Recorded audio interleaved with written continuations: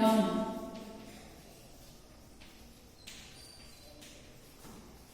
Which is called Monera. He introduced a new kingdom which is called Monera, in which all prokaryotic unicellular forms were kept. Right? R.H. Whittaker considered various characteristic features to classify the living organisms. He considered various criteria to classify the living organisms. The first criteria was cell type, whether the organism is a prokaryotic or eukaryotic in nature. The second was cell wall, whether the cell wall is present or absent. If the cell wall is present, what is the chemical composition of the cell wall is the second one. Nuclear membrane. Third criteria, nuclear membrane, whether the nuclear membrane is present or absent. That is, whether it can be included in a prokaryote or eukaryote was the third criteria. Fourth is body organization. Body organization, that is, whether they are made up of single cell or the organism is composed of many cells making a loose tissue, or whether it is a tissue grade of organization or the organ grade of organization or an organ system grade of organization. This is the fourth criteria. Mode of nutrition. Mode of nutrition was the fifth criteria.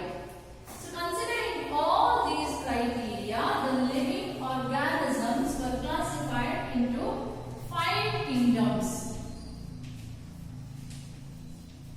Were classified into 5 kingdoms. The first being Monera. Second is Mycota.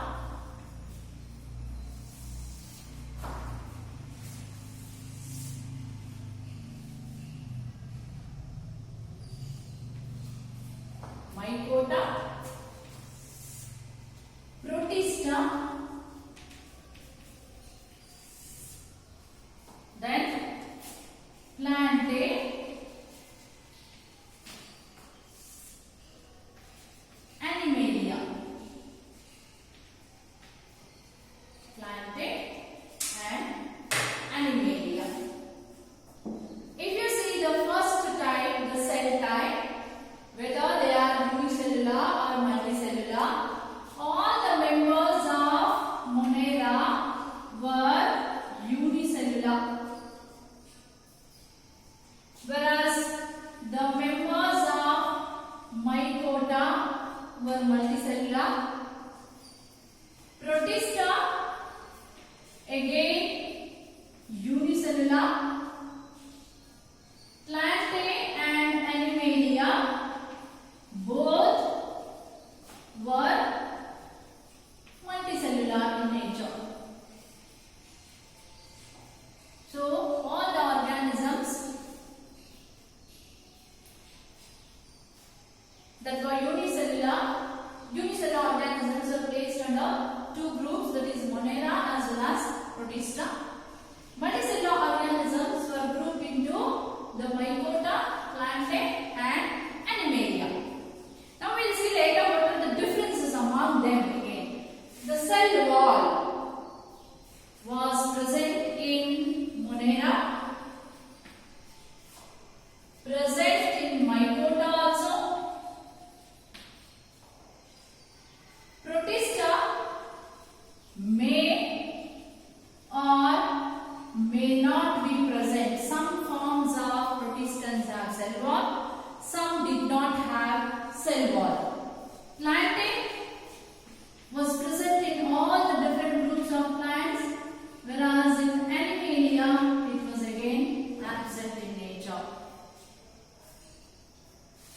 And in case of Monera, if the cell wall is present, the cell wall was never made up of cellulose. The cell wall in case of Moneras was non-cellulosic. That is, it was not made up of cellulose. In Mycota also, it was non-cellulosic and it was called chitin. It was non-cellulosic but a complex carbohydrate which is called chitin. Protista, whenever it is present, it is of cellulose, made up of cellulose. Again, plantain, cellulose, where here it was totally absent. Right? Again, the composition of the cell wall also varied. So, in case of Monera, it was non-cellulosic. Usually, it is made up of polysaccharide and peptides. That is nothing but the amino acids. Amino acids along with some polysaccharides made the cell wall of the Monera. Whereas in fungi, it was a complex carbohydrate called chitin. So the composition of the cell wall also varied among different group of organisms. Then the nuclear membrane was absent in Monera, whereas it was present in all other group of organisms. Nuclear membrane was absent in Monera and it was present in all other groups of membrane. Now you can see why unicellular organisms are split into two groups, Monera and Protista. Monera, they are unicellular but prokaryotic in nature because nuclear membrane is absent. Protista, they are unicellular but eukaryotic in nature, that is, nuclear membrane is present. That was the reason unicellular forms were grouped in under two kingdoms, that is Monera and Protista. Body organization, in case of Monera, it is cellular, a single cell. Unicellular organism represented the whole organism. In case of Mycota, multicellular, it was loose tissue. The cells, the group of cells that have a common origin, perform common function are called tissue. But here, though the tissue formation is there, it is at initial stages of tissue formation. Hence, loose tissue grade of organization is formed in case of Mycota.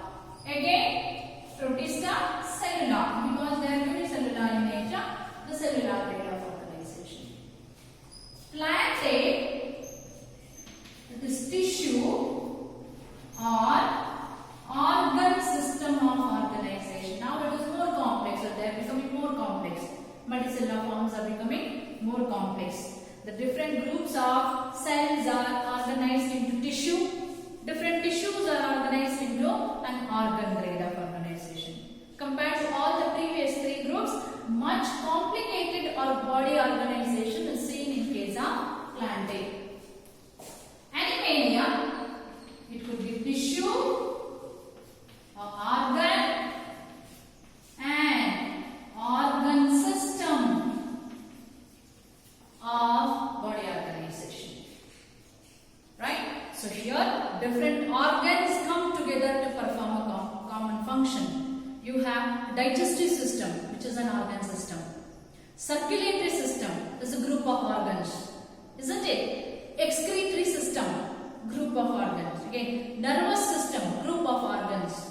Right? So the organization of the body in case of Animalia is much more complex than all the other previous group of organisms. Then last one, the mode of nutrition. In case of Monera, we have photosynthetic forms. That is, some group of bacteria can synthesize their own food, which are called cyanobacteria. or commonly called blue-green algae. They can synthesize their own food, right? Apart from that, you have saprophytes. Saprophytes are the group of organisms that survive on dead and decaying body. They are the major decomposers. Whether it is a dead animal or a dead plant, they live on the dead body. They draw the nourishment from the dead body and are called saprophytic. Right? You have parasites also that damages the other organisms. Right? They live on the host. See, the difference between a saprophyte and parasite is saprophyte live on a dead body, parasite live in a living body, whether it could be a plant or animal. Nutritionally, the monerans have diverse method of obtaining their nutrition. They can be photosynthetic, they can be saprophytic, or they can be parasitic.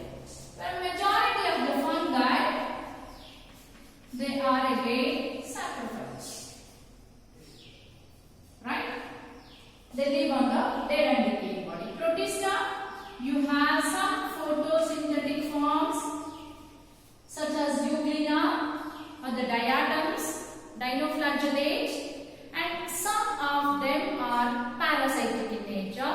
The best example being malarial parasite.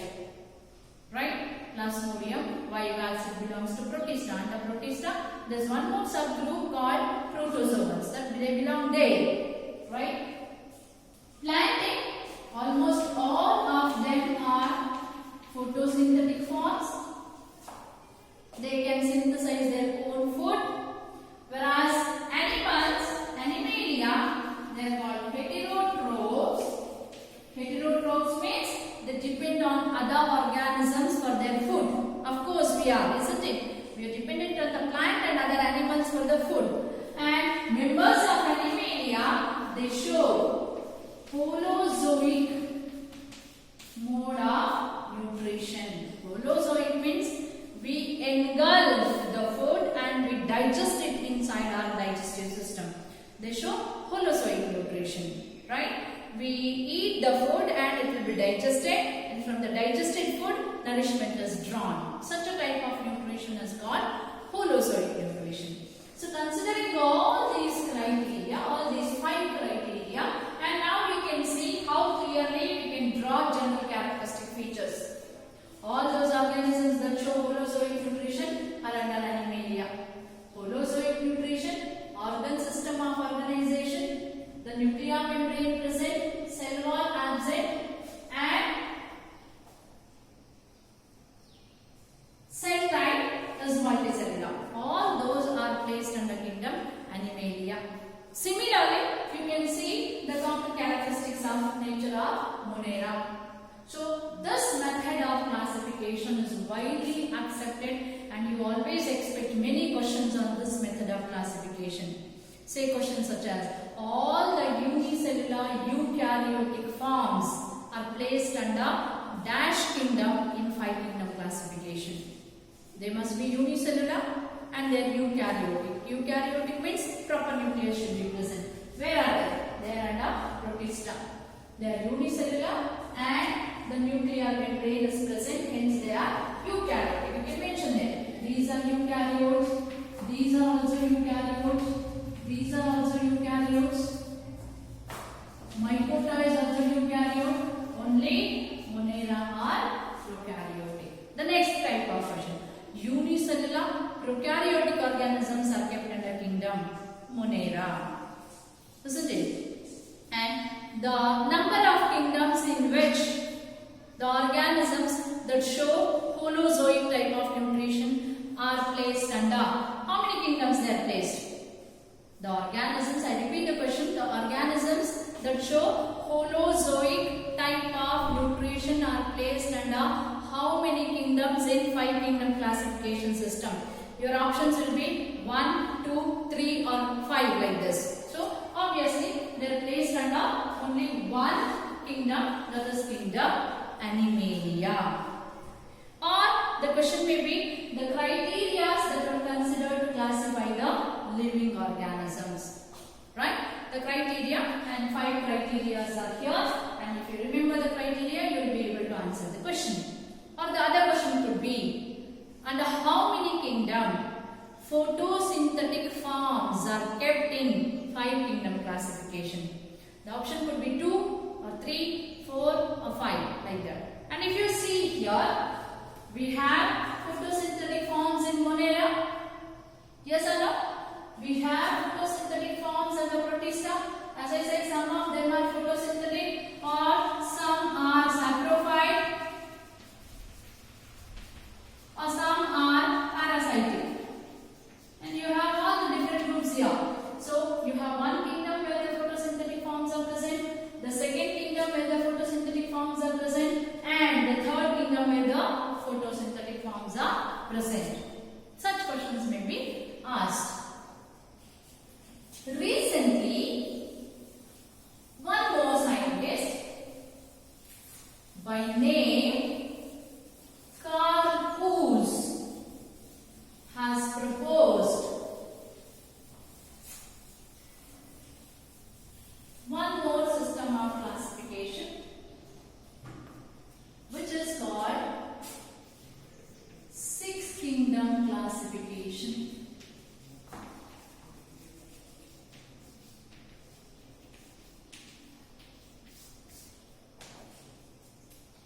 A scientist by name Carl Woese has proposed 6 kingdom system of classification.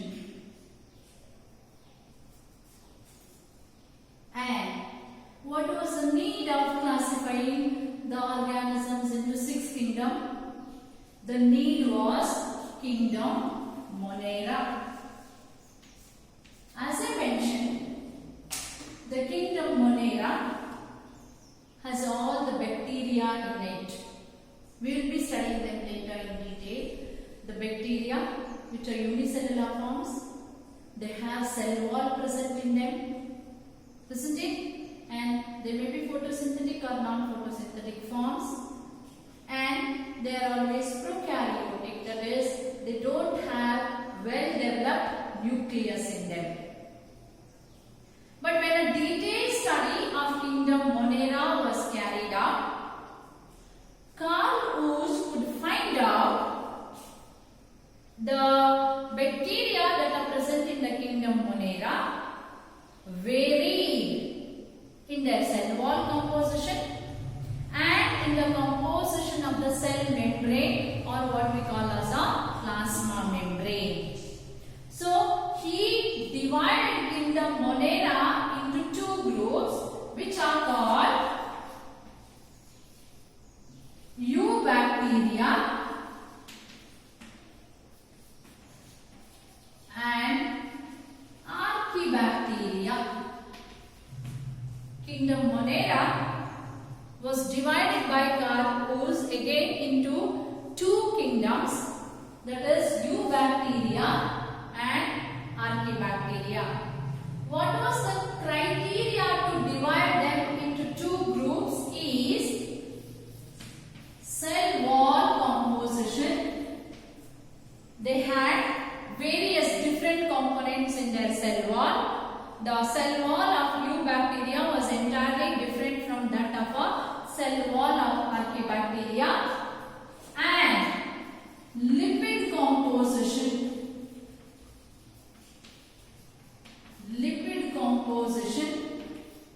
In their cell membrane. The composition of the lipid in their cell membrane was also different. And also, the major criteria was 16S rRNA. rRNA was a type of nucleic acid. You might have studied in your school days that there are 2 types of nucleic acid. One is called DNA, deoxyribonucleic acid. The other one is RNA, ribonucleic acid. Again, in RNA, you have 3 types. That is mRNA, M stands for messenger, tRNA,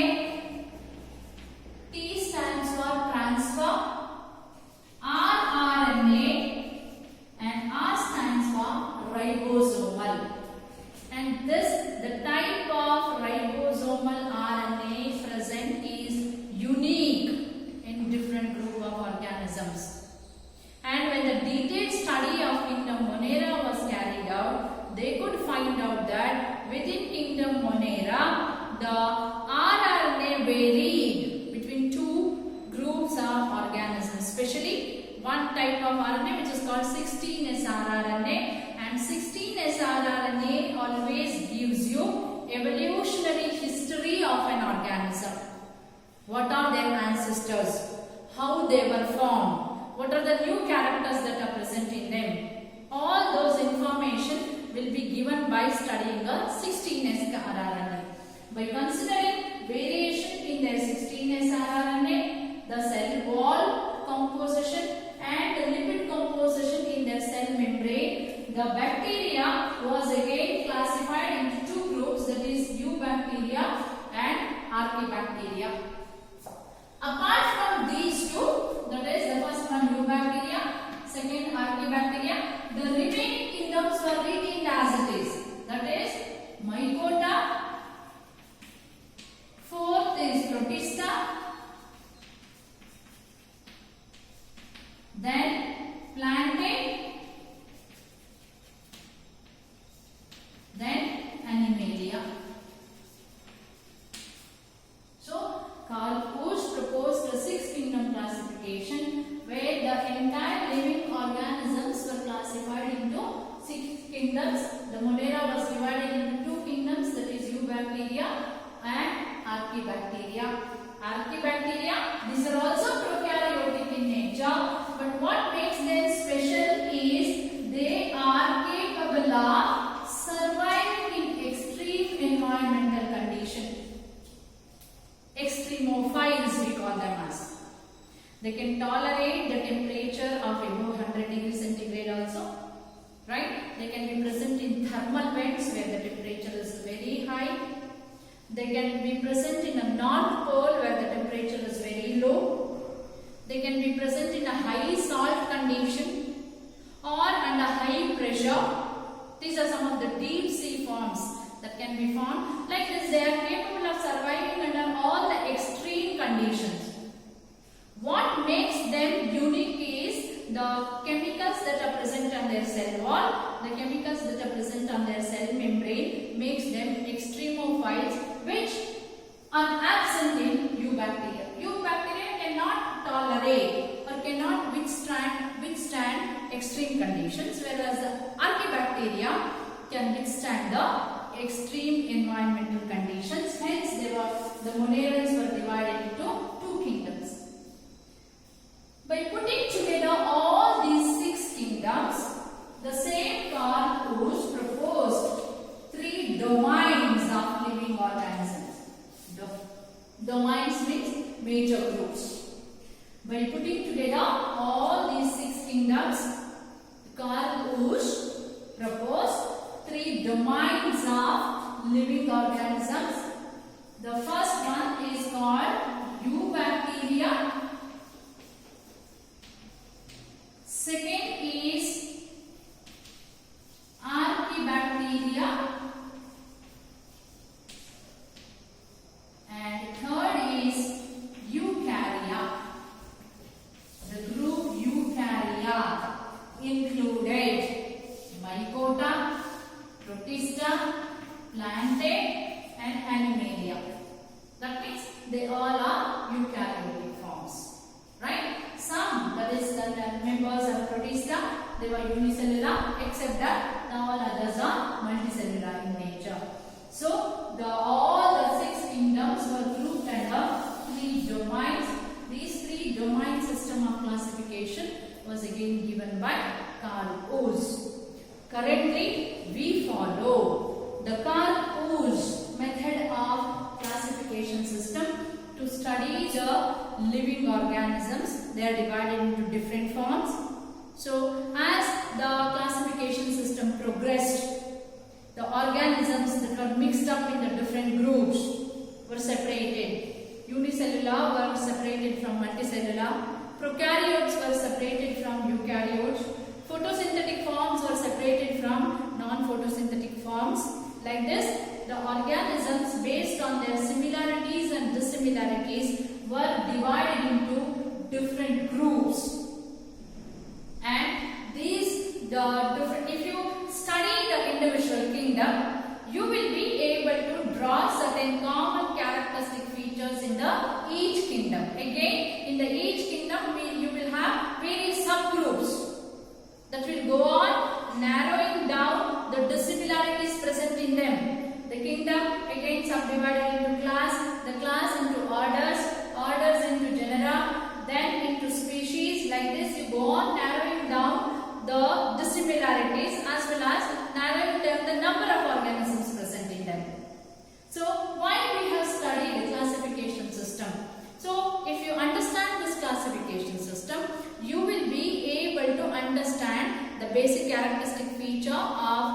Animalia, or the basic characteristic features of plantae, or how the plants are again divided into subgroups, and the morphological structures of each group or morphological structures that are present in each kingdom, or their physiology, or the differences present among them, or their evolutionary history. All those things can be clearly understood by the studying the different classification system.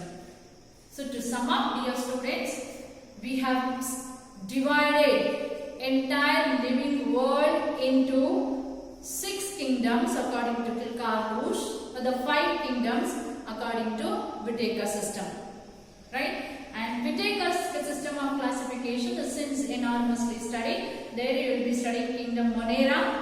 Monera exclusively include all the prokaryotic forms. They may be photosynthetic or non-photosynthetic forms. They are always unicellular. Again in the Monera, you have different groups. Some are classified as eubacteria. Some are classified as archaebacteria.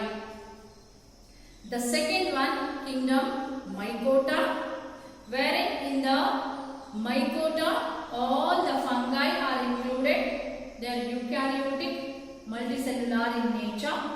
They are non-photosynthetic forms. Third, Protista. They are unicellular forms. They may be photosynthetic or non-photosynthetic, but always unicellular. Right? The cell wall may be present or the cell wall may be absent in nature, but they are always eukaryotic in nature. The fourth is the kingdom Plantae, where exclusively all the photosynthetic forms are kept. All of them have a cell wall, right? Plantae involve algae in them, bryophytes in them, pteridophytes in them, gymnosperms and highly evolved angiosperms in them. The fourth one is Animalia, where all of them are multicellular, cell wall is always absent, and they show holozoic type of nutrition. So in the next class, we will try and understand the diversity in each kingdom.